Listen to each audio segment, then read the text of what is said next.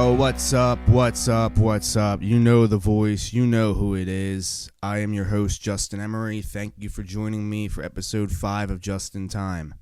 I have a great episode scheduled for you this week. A few quick things.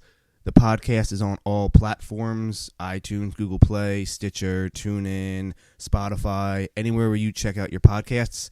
This show is there, so feel free to go download it. The website is up and running, www.justinpemery.com. Follow on all social media at Justin Emery Show. I don't really have anything else to say before we start, so Drew, drop it.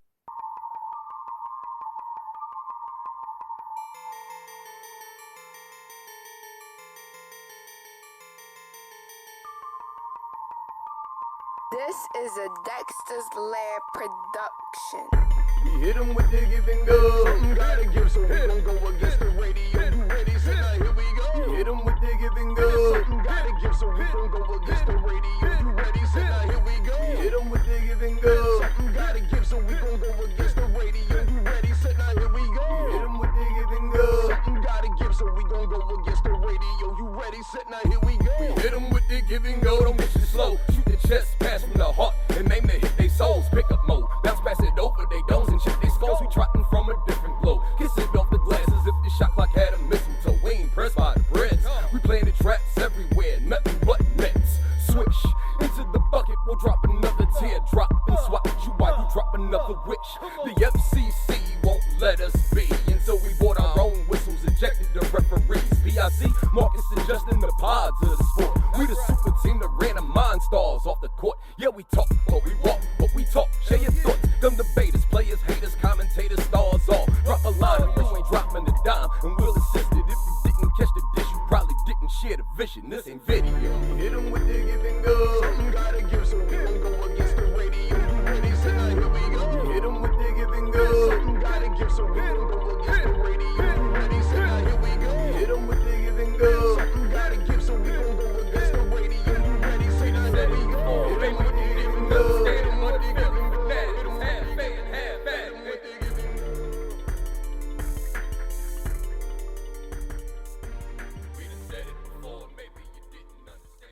Well, you heard that intro. That can only mean one thing: that this is the reunion show. And that means that on the line right now, I got my man, Marcus Bradham. I'm bringing him on the program. We got the Give and Go reunion. What's up, man? How are you doing? I'm doing well, man. This is great. Oh, I got to say, Glad to be back. I heard the intro, and like the hair just started sticking up on the back of my neck again. Oh yeah, it brings back a lot of pleasant memories. This has been a long time coming, this episode. I knew that once I brought the podcast up and running, we were going to have to get you on, and I knew that this episode was going to be a whole lot of nonsense. Yeah, this is for the culture, you know? This is something that needed to be done. We had to make sure we got this one in right. Absolutely. So we're just going to hit the ground running right out of the gate. Have you been seeing these IG battles between the producers? I have. I've had my eye on that, and Tony Lane's his quarantine radio. Have you seen that? I have not. Tony Lane's he started his own radio show on IG Live. He's had a pretty memorable guest. Drake stopped by, but it's been really cool watching kind of like, you know, celebrities even through their homes try to entertain us. Yeah, I'm actually a big fan of like watching everybody like broadcasting on TV. Specifically, have you seen Skip and Shannon, the at-home edition? I have not. Shannon Sharp looks really comfortable and not in skin-tight suits for once. I mean, listen, when this is all said and done and it's all over, you might have a lot of people that don't want to come back to work. Oh, you're going to have a lot of people that are not. You're going to have a lot of people that just are very. I know I do another show, Totally Unclear, and we're doing stuff from home. And I even said on the show, man, you're going to have a hard time getting me back in the studio. I can get up and get a snack if I want. Like, you know, I can do whatever I need. I'm on my kitchen table right now. It's great. Oh, there are a whole lot of people that are just broadcasting from home. Specifically, I caught a video of one of the hosts that I work with out in Vegas. Uh-huh. It's like 85 degrees out there, and he's set up recording on his back deck. You're not. See, How are that's- you I going mean, to get that's him the back in dream. the studio? He's You not coming can't. back. He's not coming back to the studio. But think about it though. I mean, most people are not motivated to do anything. If you give a person an opportunity to be lazy or to actually do something productive, most people are going to pick to choose to be lazy. I mean, let's be honest. If you said, yo, you can Guilty. either wear Guilty. right, if you can either wear a 3-piece suit or sweatpants, what do you want to do? Most people are going to pick the sweatpants. So for a lot of people, as much as we're complaining about this, most people live like this on a daily basis. You don't really want to leave your house. You don't really want to do much. So this is kind of the norm. You're really being told, hey, stay home, relax, watch TV, do whatever junk food you want, divulge, do all the things you want to do. Most people are in for that. I mean, you're talking to the person who sleeps till noon and wears shorts to work every day. So Not a bad life. no, not at all. Not a bad life. So what have you been up to? Honestly, you know, What are you doing these days, man? It's funny, man. I with all those things happening, I got a lot of things I'm juggling. I'm working on a documentary project that it's due to drop January of next year. We're gonna premiere it at the Sundance Film Festival and a couple other circuits. I'm working on that. Oh, you might not. Yeah, that might be delayed after everything. We'll see how that goes. But You might I'm working on that. got to do one of those straight to Netflix Tiger King things. Listen, man. If we can make that happen, I'm not mad at that. But we're working on that. I got a show with Uncle Jervis on a station, Usla Media. Totally Unclear. We're 20 episodes in, so started that. And then as far as my how is personal Unc? Unc's he's his own crazy self. He literally is your crazy uncle. He's the guy at every barbershop just talking nonsense and talking foolishness. So Say that he's again. he's still doing the same old thing. I saw he tweeted earlier today that he's eating Hershey pies and sweetest fish for lunch. Yeah, he is. I actually saw him briefly this morning. He dropped off the backdrop for my show to the house, so he stopped by, and we were talking 15 minutes, and he was just saying how he's really living his best life at home. Just Yeah, he really is. living that motto: I'm eating whatever I want. I'm waking up whenever I want. I don't care what day it is. I'm going for it. I, on the other hand, I'm trying my best to eat healthy and try to work out and stay motivated because, like, I have, on a good day, I have a portly body. So I want to come out of this thing 500 pounds. So it's very important that I try to stay on some sort of regimen. So like I kind of treat it like a prison, like COVID prison. I have a routine. I get up, I take a shower, I work out, take a shower, read the Bible, then maybe read a book or two, then maybe go work out again, play a little 2K. I'm staying very regimented and very much on a schedule, trying to at least. Wow. I'm glad to see that it took a pandemic to finally get you on a schedule. Right. It took the world basically ending for me to finally get my life together. Yeah, it's all right. Yeah, it's fine. It happens in your own time. Better late than never, right? Right. So Right. yeah, as you were saying, the producer producer battles. Specifically, the one I'm talking about is the Timbaland Swizz Beats one. Yeah. I needed that. Ooh, I didn't realize how bad I needed that in my life. Yeah. So right. So this actually they did this a couple of years ago. This all started a couple of years ago. These two were supposed to be battling for years, and it just never seemed to work out. And it all goes back to Swizz Beatz battled Just Blaze, and you can actually watch that on YouTube. He battled Just Blaze. I'm gonna say about 3 years ago at this little.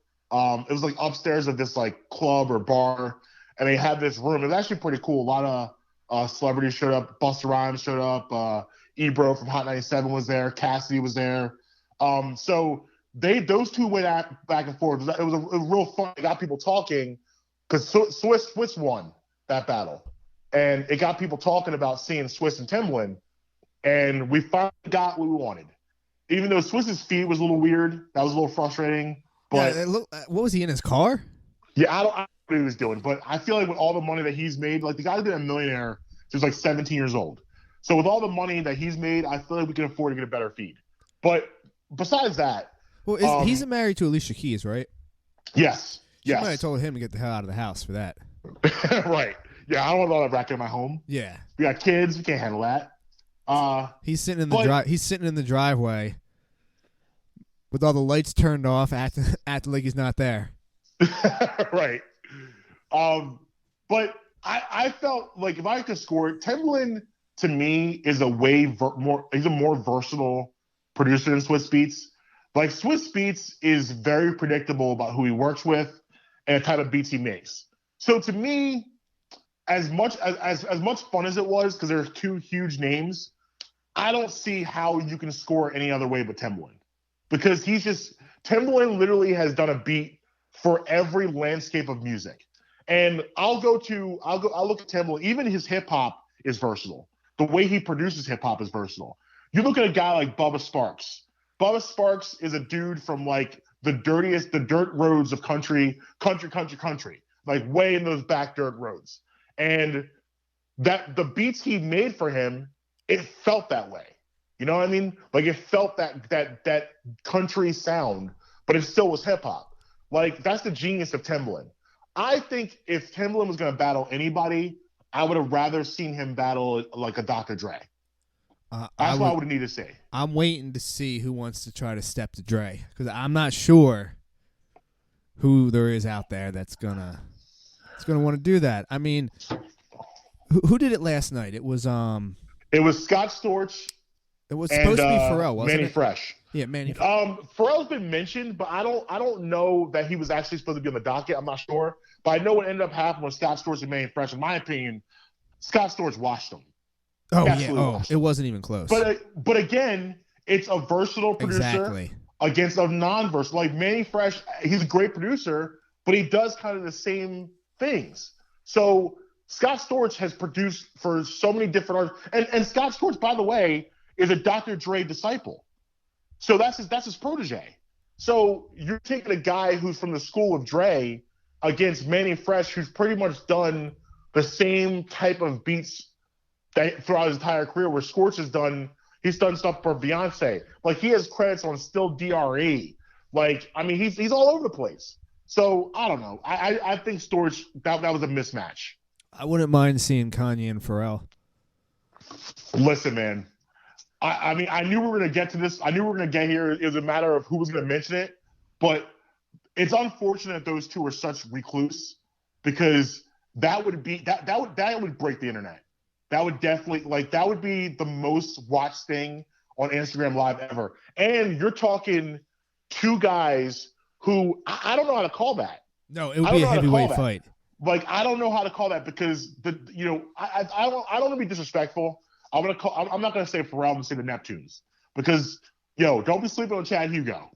Chad Hugo is out there too with Pharrell making them beat. So I don't want to sleep on that. Like, so if you go Neptunes versus Kanye, both of those camps literally are all over the place. Like you can literally go song for song, and it's gonna and the way those two think, the way they would lay it out, they'd be all trying to tell us stories. Like it would be masterful.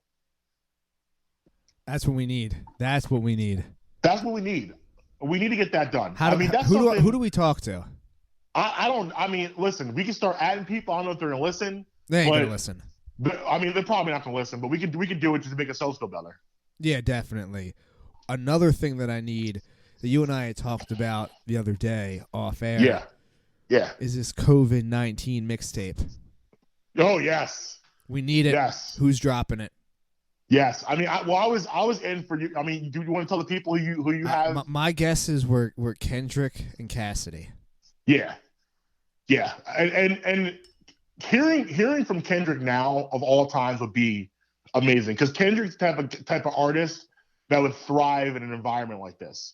Kendrick is a huge conspiracy guy, so he'll be making people think. He'll obviously Kendrick. He has great production. He has great wordplay, and we haven't heard from him in since the Damn album, which was 2-3 years ago. I was gonna say probably closer to 3, right? I think it was something like, it was either 2017 or 2018.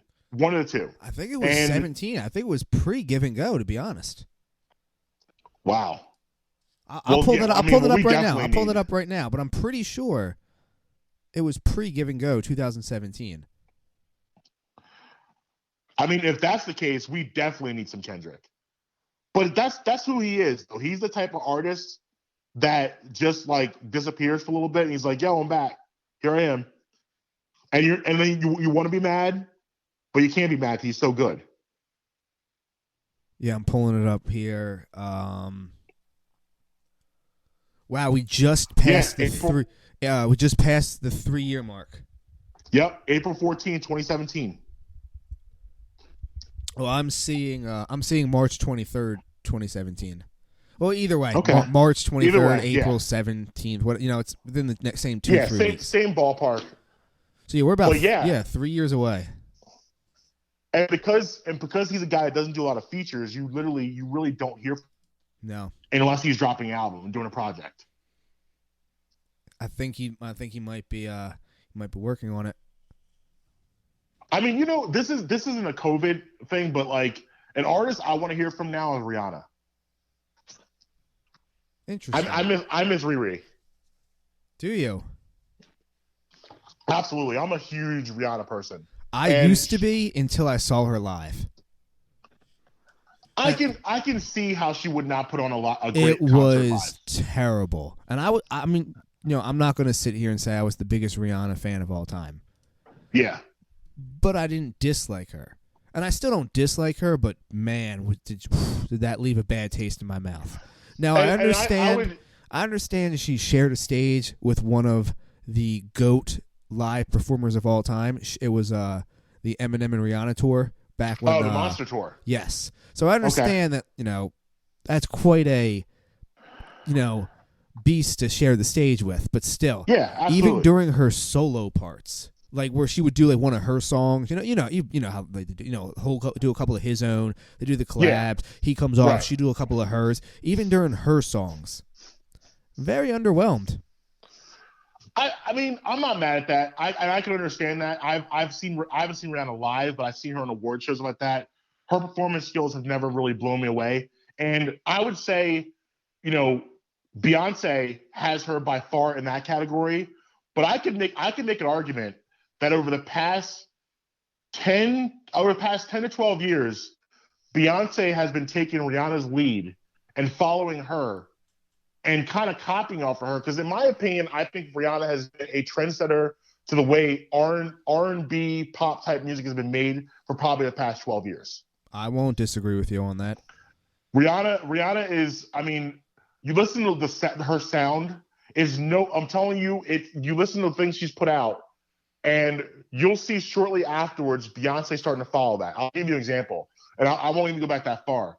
The song she did with, what's Pharrell's, what's that group they call themselves? Pharrell's group. Why can't I think of the name of this group? What's the name of his group? It's something. Is it Nerds? Something. NERD, isn't it? There you go. NERD. Thank you. I don't know why I couldn't think of that. They released a song with Rihanna, Lemon. Lemon. You remember yes. Lemon? Yes. So Rihanna starts rapping on that song, right? And this is probably like 2016. No one had heard Rihanna in that type of lane, and she sounded phenomenal. I'm a big fan of that song. I'm a big fan of the remix too with Drake. With Drake, yes, I agree. But the beat is just so infectious. It's so simplistic but infectious. Get it how I live it. On there. Say it again. Get it how I live it. Yeah. Live it how I get it. I'll pull up in a limb. Wait a minute.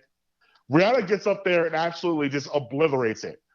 It is no coincidence to me that probably 9 months after that, you have Beyonce coming out with Top Off with Jay-Z and Future, where she's doing a little rap singing.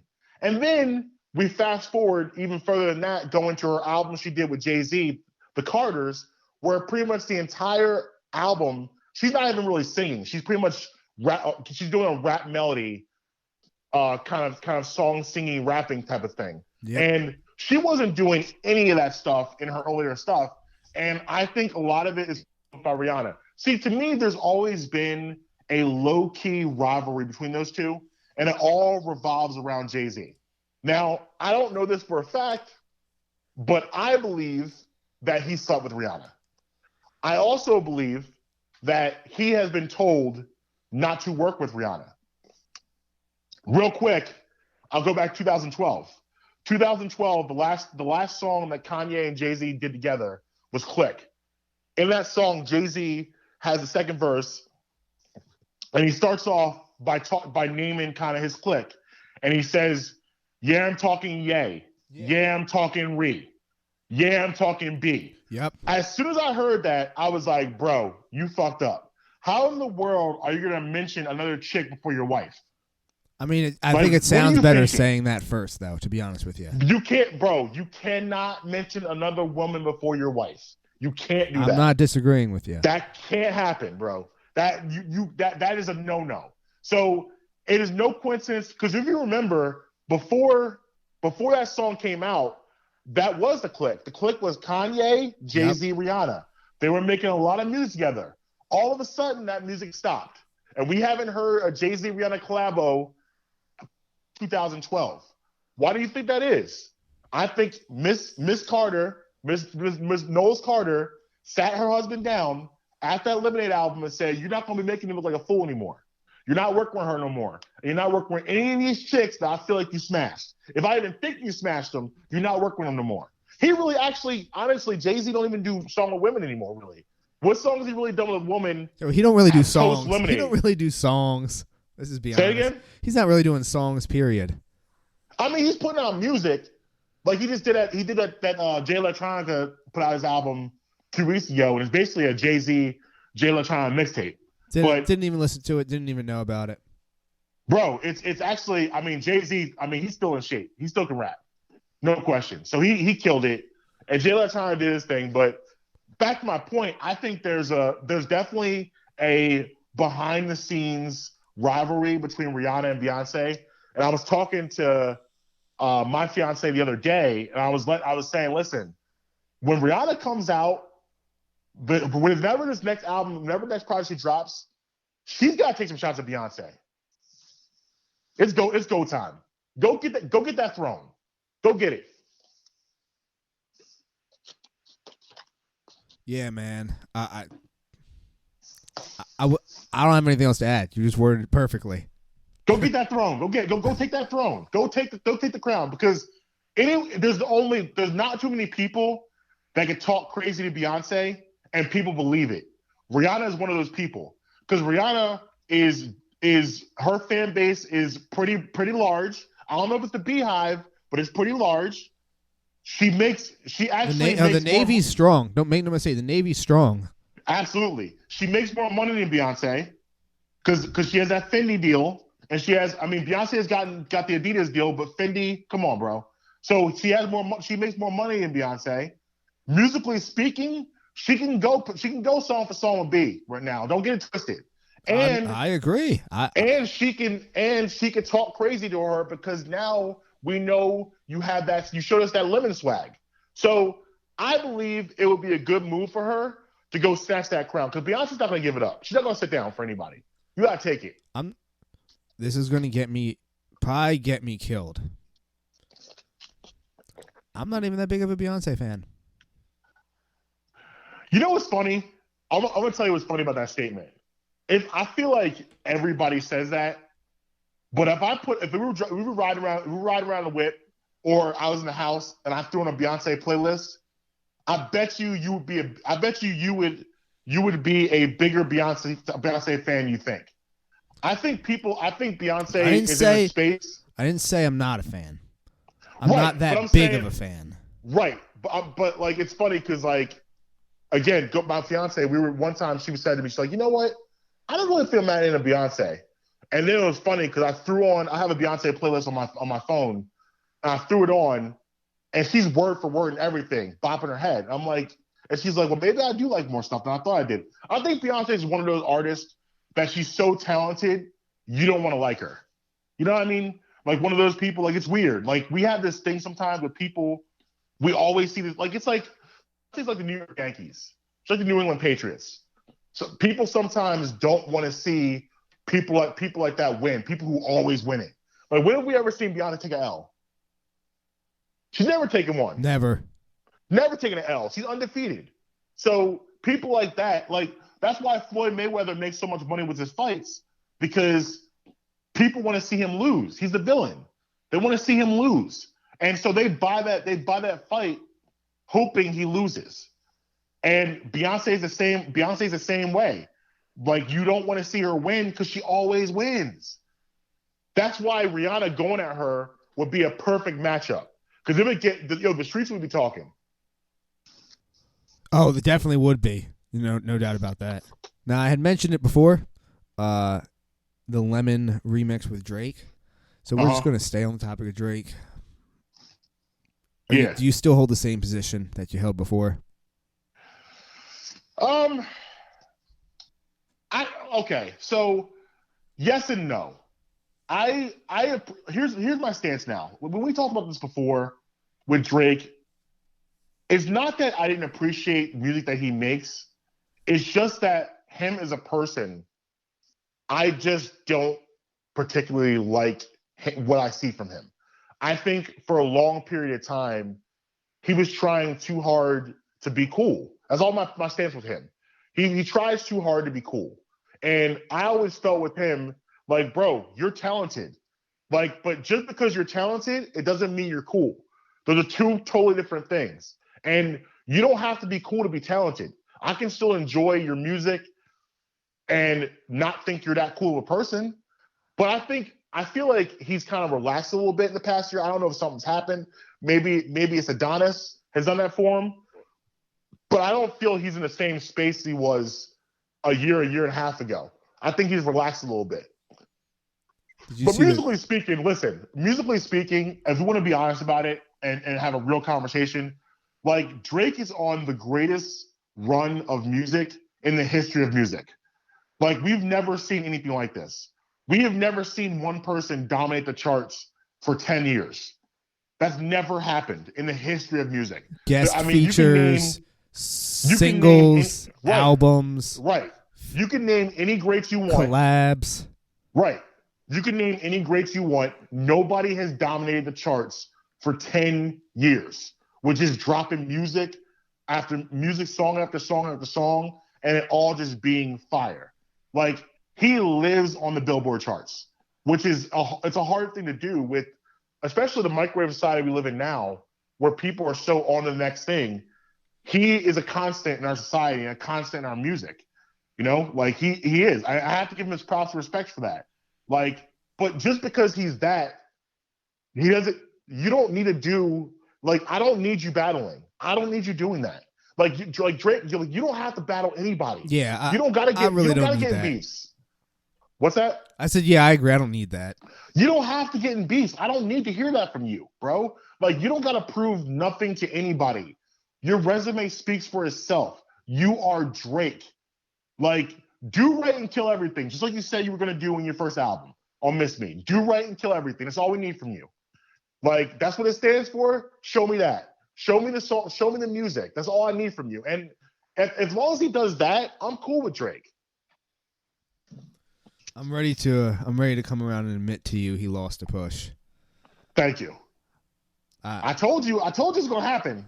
See, here's the Push is not that guy to play with. Here's the issue: is that every time we would record those episodes, it would be before Push would respond. True. So it always was like the same day. We would record. Then that night, Push would respond. Yeah, if you remember, we dropped an episode. We started talking about it on a Tuesday night. Obviously, we recorded Tuesdays, and then we get off the air at, like, I don't know, like 8:30, 8:35. Push dropped Story added on like 9:05. Yeah, completely null and voiding my argument. It literally just, I mean, and that, listen, say what you want about those two, like, how that thing ended and whatever happened, but, like, I mean, Drake knows it was no good going to come out and keep continuing that battle. And I'm sure people got in his ear. They're like, listen, you're Drake. Don't worry about this nonsense. You need to go and keep making hits. Don't get caught up in this foolishness. Make records, hit records. That's all we want from you. Because it wasn't because battling, like Drake battling loses Drake's brand money. Yeah, it does. Like that brings down his brand because he's operating in such a high pop star. I'll give you an example. So I was talking earlier about Tony Lanez's Quarantine Radio, and he got up to, I mean, his streams got up to like 1.5 mil, which is crazy. When Drake jumped on, I think it was 2 days ago, Drake did on Quarantine Radio. As soon as he jumped on, his numbers doubled. Oh yeah. Like that's the power of Drizzy. That's what he brings to the table. So people like that, you lose money when you get involved in foolishness like this. Like he's like Kanye West. Like Kanye don't need to battle anybody. For what? For what? For who? No battling. Like you go and you do your, like that's not your brand. You go and make records. That's all we need from you. Do you think he had something in the tuck waiting to be released? Drake? Yeah. I don't believe it. You don't? I mean, listen, Jay Prince said that, and he said it too. I don't believe it. I think that's bullshit. Because like, if you listen, I don't know, and maybe he's a better person than I am. But I know me. If somebody disrespect me on a level that Pusha T disrespected Drake, and I got a record that's going to just obliterate them, nobody's telling me to hold that back. Nobody. Not even my mama.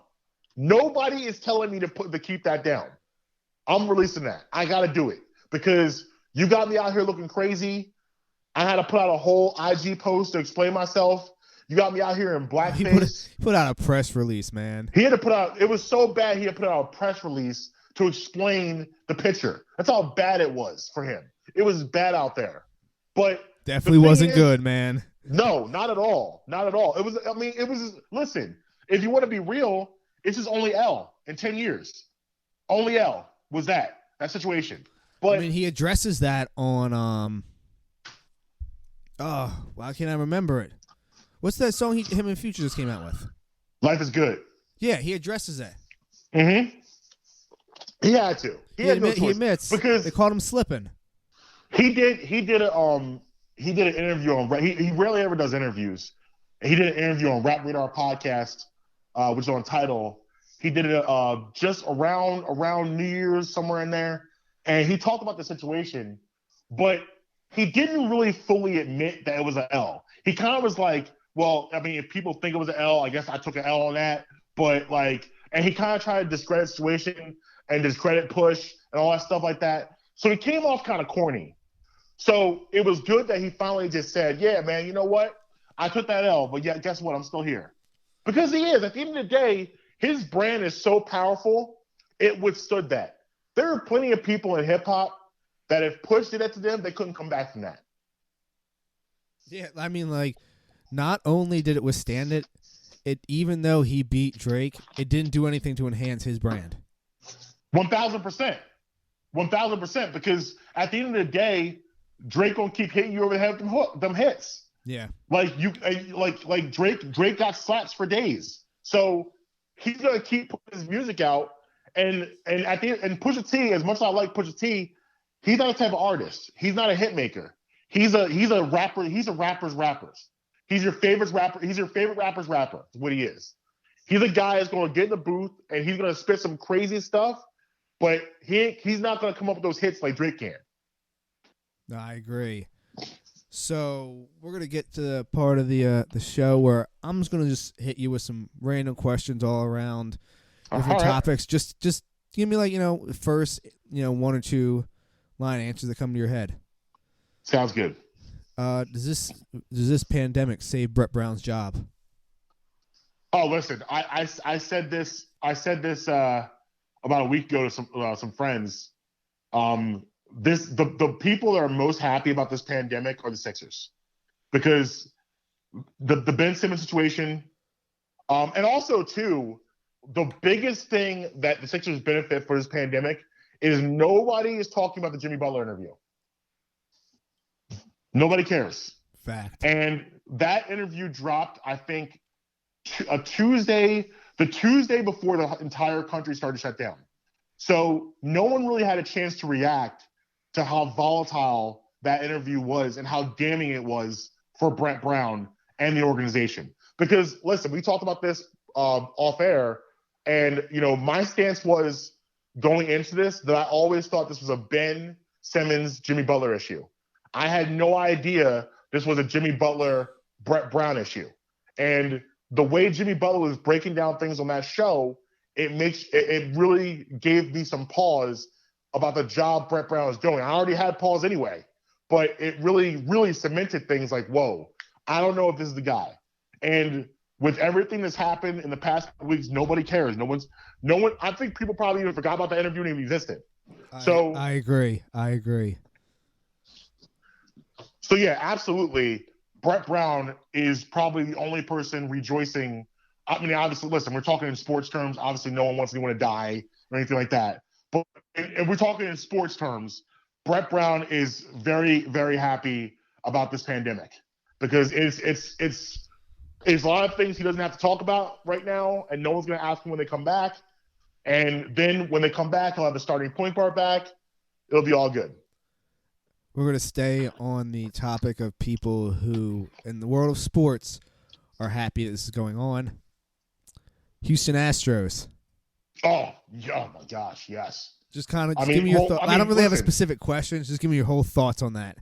Listen, baseball in general is happy this is going down. But you know what? Like, I always feel the way that situation was handled was extremely janky, because baseball is a extremely shady organization, and it's weird with baseball because they when things like this happen and someone cheats, it's like, oh, shame on you. That's terrible.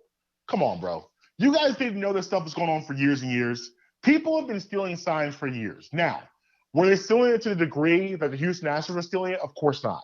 But this has kind of been part of the culture for years. I can go all the way back. I can go back 2009. There were rumblings that the Phillies, those championship Phillies teams, were stealing signs. Do you remember that? They were. They got busted. Yeah. It was Colorado, I think. Right. So it was what was the bench coach's name? I forget. No, it was the bullpen. It was the bullpen coach. Bullpen coach, whoever that was throwing signs back. So people have been doing this for years, and cheating has been in baseball for literally 100 years. So at the end of the day, I feel like the difference. Hold on, let me just interject real quick. I feel like the difference is the use of technology versus natural. Now, in the Phillies instance, the guy was using binoculars.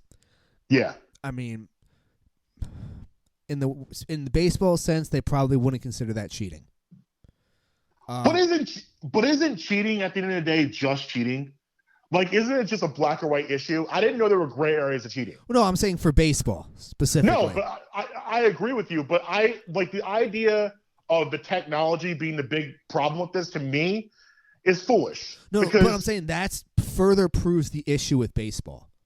Yeah, absolutely. Yeah, no, I hear you. But for me, I just feel cheating is a black and white thing. Either we're gonna say all of it's bad, but by allowing players to police the game the way that baseball does, they allow that gray area to exist. 1,000%. And you go back to '98, the home run controversy. This is why Barry Bonds should be in the Hall of Fame, and Mark McGwire and Roger Clemens, all those people, because baseball knew this was going on, but it was good for the game because it got ratings back after the strike. So they turned the other way while all this stuff was going on. You guys knew Mark McGwire was on steroids and Sammy Sosa and Barry Bonds, all those guys. You guys knew that. You knew that. But it was good. It was good for your game. During all that home run chase, I was like 5, 6, 7, 8 years old. Mm-hmm. That was awesome. Yeah, absolutely. Like, it was a fun time. In my opinion. Now, this isn't probably my real opinion, but I have often thought about this. Can we just let them all take steroids and see what happens? I mean, this is why we're friends. This is why we work together, because in a lot of ways we share the same brain. I have been saying that for years. Because at the end of the day, it's your body. I don't care what you do with your body. If that's what you want to do, you know the side effects. You know what's going to happen? Go have at it. And really, that's kind of what Barry Bonds did. Could you imagine what Calvin Johnson would look like if he took steroids? He'd be super shredder. Lamar Jackson. No, that's not right. You know, like J.J. Watt on roids. No. I don't even give. That's not. I mean, yeah. Don't get me wrong. I'm looking for like Khalil Mack. Yeah. Or who's the middle line? Bobby Wagner. Right. Oh my gosh. Yeah, with his neck already as it is. Yeah. Or yeah, somebody like who's a good shutdown? Who's like a top flight corner? Give me a top flight corner. We can go right here in Philly. Darius Slay. Yeah, I mean he's already quick. I mean he's running sub. These guys are going to start running sub 4.2s. Oh, absolutely. Like Tyreek Hill? Are you kidding me? Oh my gosh. He's running a 4 flat.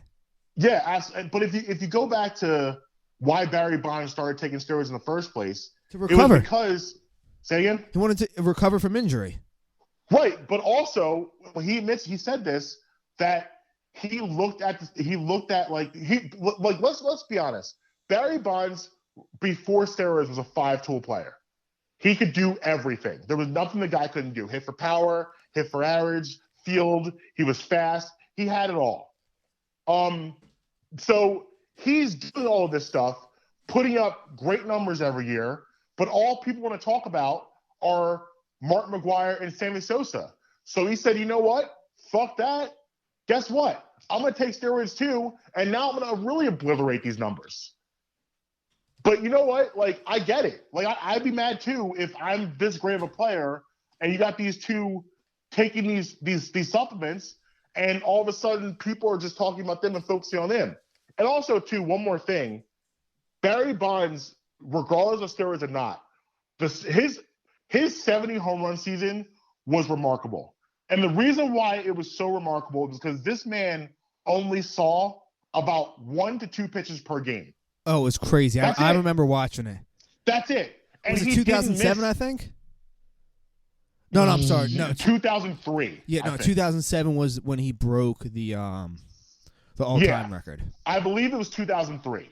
Yeah. But no, you're right. 2002, you're right. 2003, somewhere in there. But it was the coolest. Like, it was like you watched him. They refused to pitch to him. I think he may be the first guy to get walked with the bases loaded. So he literally would see one pitch and smack out of the ballpark. That's remarkable. That's not just steroids. That's unbelievable skill.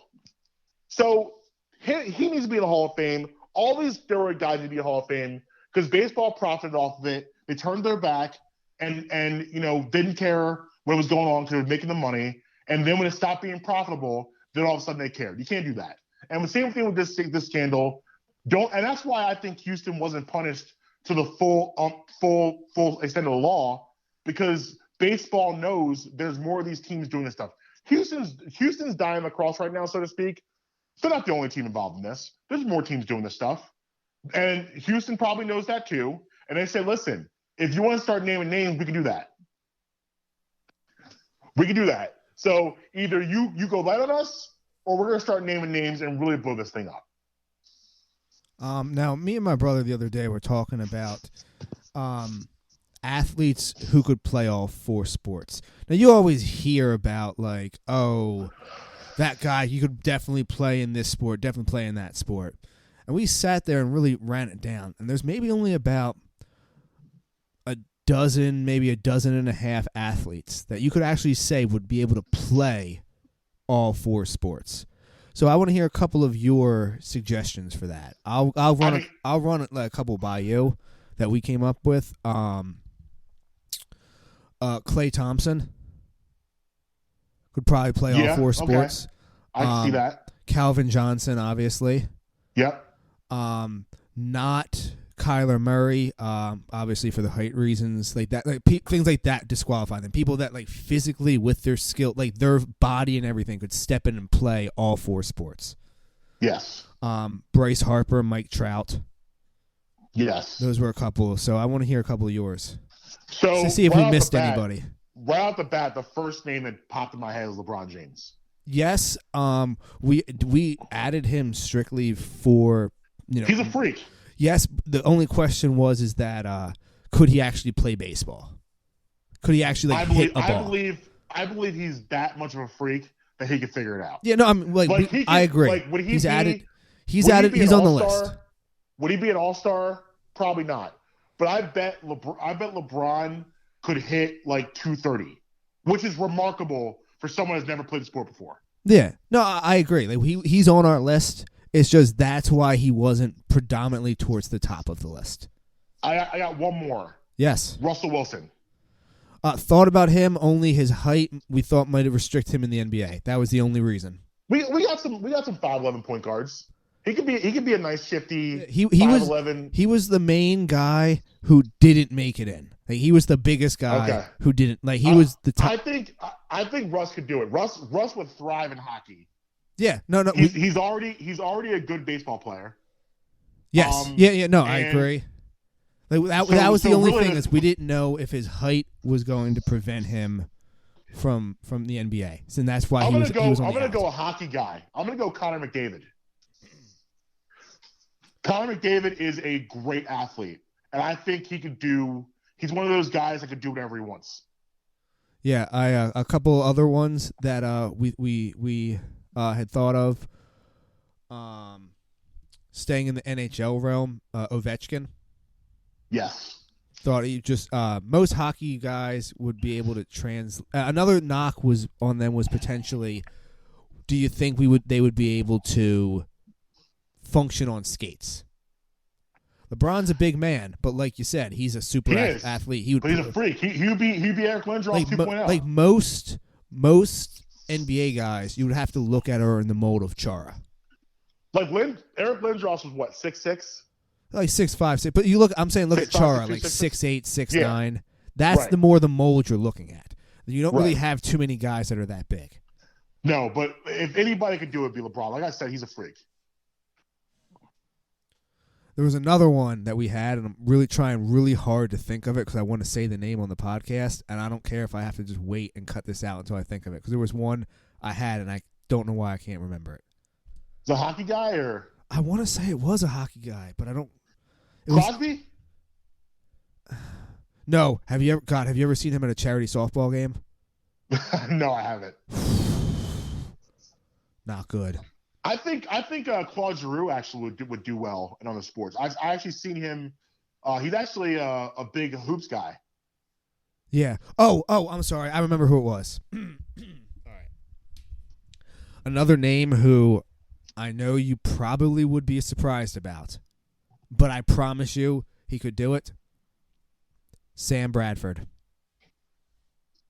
Sleeves? Sammy Sleeves? Yes. He had college. Right, you're gonna need to show your work on this one. Okay. He played in the NFL. Okay. He had college offers for both hockey and basketball. Okay. Going in the same thing that at that young of an age, and I know he played baseball in high school.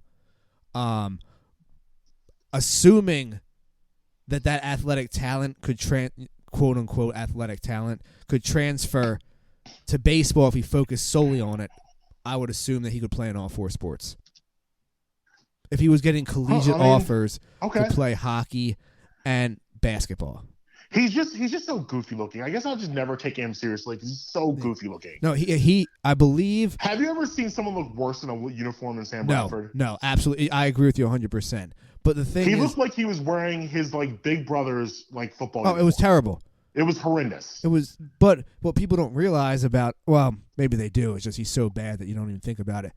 He's a big guy, 6'5", 6'6", well over 200 pounds. Listen, man, if I could come back and be anybody in a different life, it would be Sam Bradford.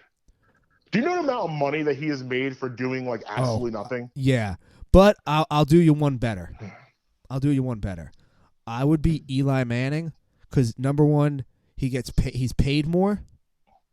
Secondly, he doesn't have the injuries, so in 30 years he's not going to be as broken down as Sam Bradford.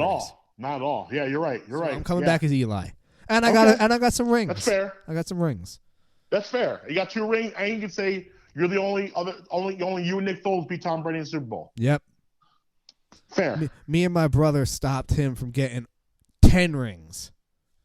Right. You're welcome. Yeah, right. You're welcome.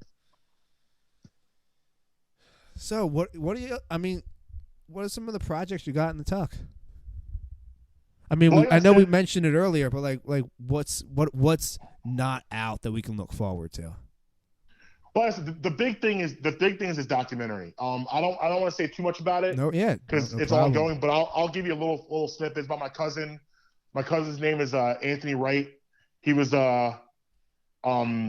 framed by a particular city I'm not going to mention right now, but we're gonna get into that and talk about his story, and also go in depth about the prison system as a whole, and the pitfalls of the system and everything. So we're gonna talk about all those things.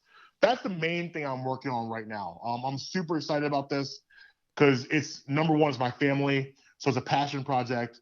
But number two, I've always wanted to get into the entertainment business in the sense of documentary filmmaking. I have another documentary I'm working on after that, surrounded by, it's about actually about fathers. It's gonna be called The Complicated Story of Dad. It's gonna be about basically the history of fatherhood throughout our country. I'm a huge advocate for fathers because I think in a lot of ways you don't really hear good things about dads. And me being a father myself, I am a huge believer in the power of dad and how important it is to have dad involved in the household, and how I believe in a lot of households dad's being phased out. So that's something I'm working on also. Do you have anything else you got to say that I missed that we need to address? I don't think so. I think we pretty much covered everything. Let them know where they can follow you. You can follow me at Marcus B. Tweetin on Twitter and Instagram. That's MarcusBTweetin. Also follow my show at Totally Unclear on YouTube and Twitter. Subscribe to us on YouTube and follow us on Twitter and Instagram at Totally Unclear. Always a pleasure, and absolutely, you have the standing invite, so we'll have to bring you back. Oh yeah, man, I'm moving in. I'll be around. Sounds good. Always a good time catching up with my guy, MB Marcus Bradham. That's going to bring us to an end for episode 5. Thank you, everybody, for listening and downloading the show. Please rate and review on all platforms, preferably 5 stars. Social media, check me out. Follow me at Justin Emery Show across all platforms. Check out the website, www.justinpemery, to get updates on everything related to me. Episode 6 is going to be great. I have an awesome guest lined up for you, the beautiful Miss Alyssa of Sherry's Ranch, a legal brothel in Pahrump, Nevada, will be joining me to get into a question and answer, and I'm sure some other debauchery that will occur. So make sure to check that episode out on Thursday at 10 a.m., and you guys will hear from me then.